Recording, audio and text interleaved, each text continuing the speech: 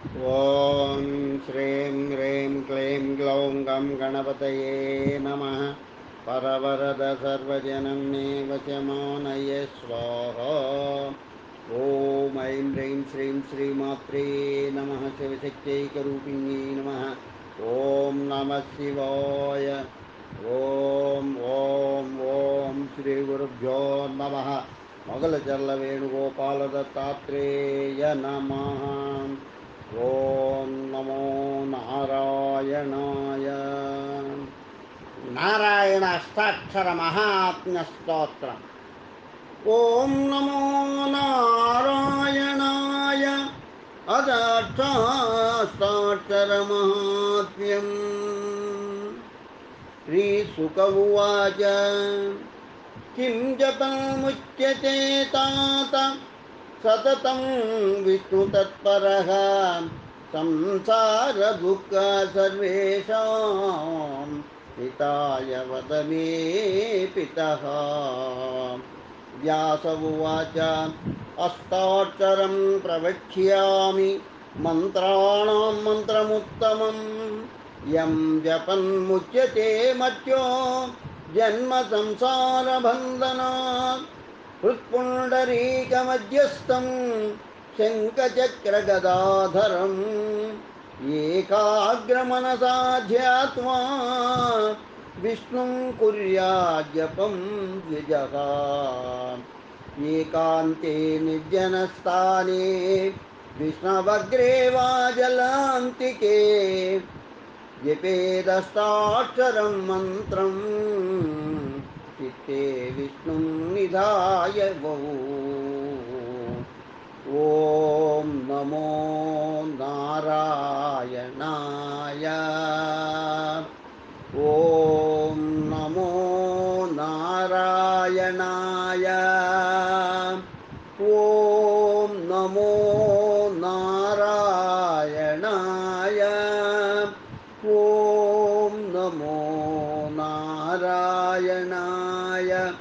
ॐ नमो नारायणाय। ॐ नमो नारायणाय। ॐ नमो नारायणाय।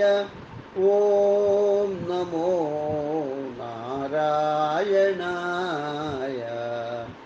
ऋषिर्नारायण स्वयं छन्दश्च वै दैवी गायत्री परमात्मदेवता परमात्मा च देवता।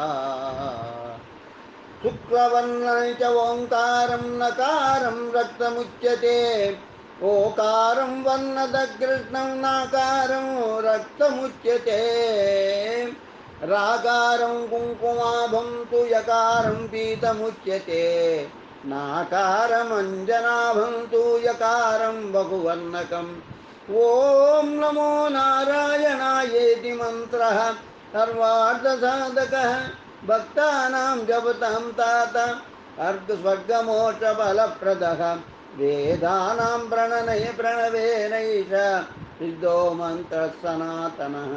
सर्वपापहर श्रीमान् सर्वमन्त्रेषु सोत्तमः। येनमष्टाक्षरं मन्त्रं जपन्नारायणं स्मरेत् सन्ध्यावसाने सततं सर्वपापैः प्रमुच्यते। एष एव परो मन्त्र एष एव परं तपः एष एव परो मोक्ष एष स्वर्ग उदाहृतः। सर्ववेदरहस्येभ्यः सार एष समुद्रोतः।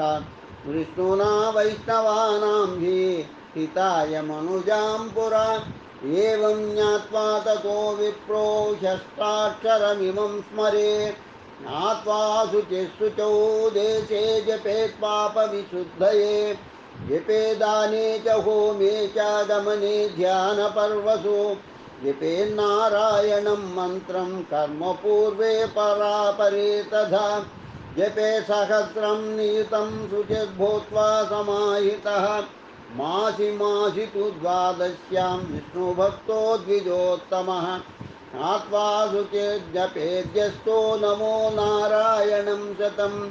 सगच्छेत् परमं देवं नारायणमनामयं गन्धपुष्पादिभिर्विष्णो वने अनेनाराध्य यो जपेत् महापातकयुक्तोऽपि मुच्यते नात्र संशयः हृदि कृत्वा हरिं देवं मन्त्रमेनं तु यो जपेत् सर्वपापविशुद्धात्मा स गच्छेत् परमां गतिं प्रथमेन तु लक्ष्येण आत्मशुद्धिर्भविष्यति द्वितीयेन तु लक्ष्येण मनुसिद्धिमवाप्नुयात् तृतीयेन तु लक्ष्येण स्वर्गलोकमवाप्नुयात् चतुर्थेन तु लक्ष्येण हरे सामीप्यमाप्नुयात् पञ्चमेन तु लक्ष्येण निर्मलं ज्ञानमाप्नुयात् तदा षष्ठेन लक्ष्येण भवेद्विष्णौ स्थिरामतिः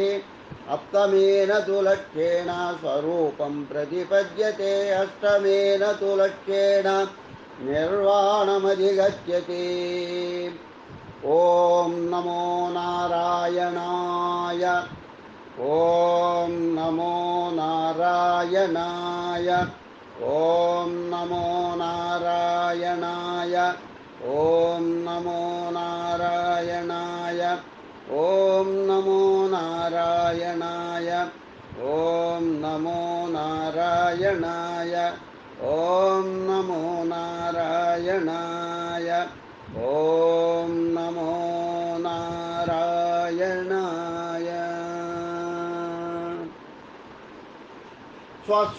स्वस्वधर्मसमायुक्तो जपं कुर्याद्विजोत्तमः एतत्सिद्धिकरं मन्त्रमष्टाक्षरमातन्द्रितः दुःस्वप्नासुरपैशाचावुरगा ब्रह्मरक्षराक्षसाः व्यापिनं नोपसर्पन्ते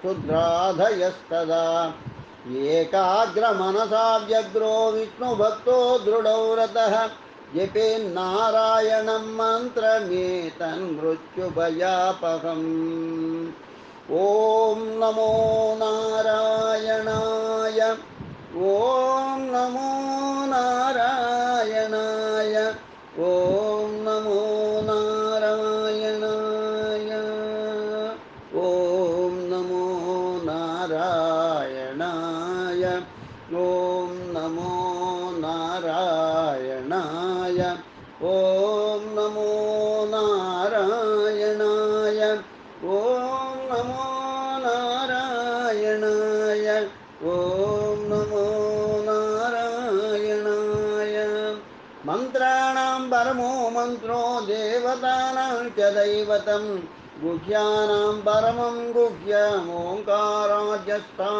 यक्षराष्टकम् गुह्यमोङ्काराद्यक्षराष्टकम् आयुष्यं धनपुत्रांश्च वसून् विद्यां महद्यशः धर्मार्थकाममोक्षांश्च लभते च जपन्नरः एतत् सत्यं च धर्मं च वेदश्रुतिनिदर्शनात् एतत्सिद्धिकरं नृणां मन्त्ररूपं न संशयः ऋषयः पितरो देवा सिद्धास्त्वा असुरराक्षसाः एतदेव परं जप्त्वा परां निषिद्धिमितो गताः ज्ञात्वा यस्त्वात्मनः कालं शास्त्रान्तरविधानतः अन्तकाले जपन्नेति तद्विष्णो परमं पदं नारायणाय नम इत्ययमेव सत्यं संसारघोरविषसंहरणाय मन्त्रः शृण्वन्तु भव्यमतयो मुदिता स्वरागा उच्चैश्वरामुपदिशाम्यः मूर्ध्वबाहुः भूतोर्ध्वबाहुरद्याहं